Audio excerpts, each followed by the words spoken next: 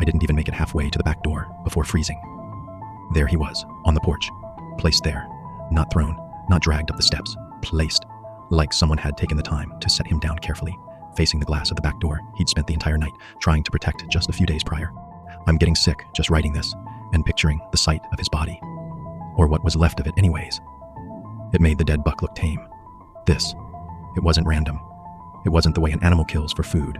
It looked deliberate. It felt like a message. The logical part of me wanted to call the cops, but we didn't.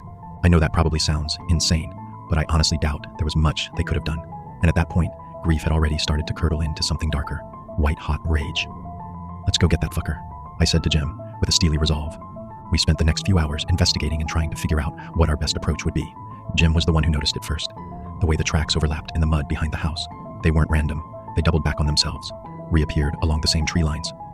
"It's not wandering through," he said quietly. "It's circling." We eventually came across a section of the woods that dipped into two shallow hollows to the north and west of the house. Both of them offered heavy cover all the way up to the tree line, low ground, thick brush, plenty of fallen timber.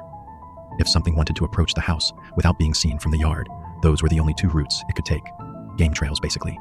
Except nothing that used those trails had any right to be big enough to tip over a 300-pound granite fountain or leave what was left of Rocky on my porch. By the time the sun started to dip, we had a plan.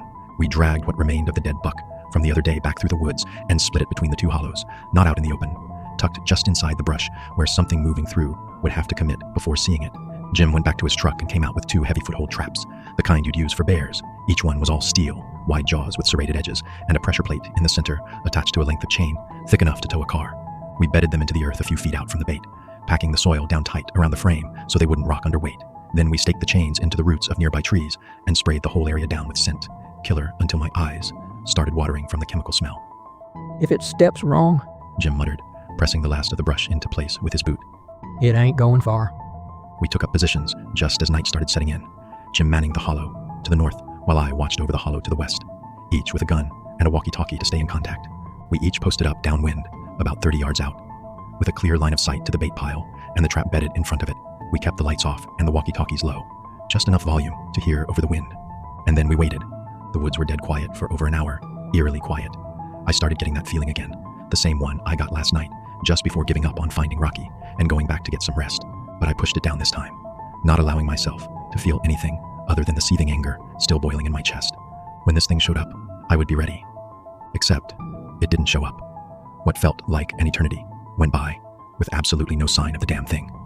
Then, just as I was starting to think that maybe it wasn't coming back, the radio at my hip crackled to life.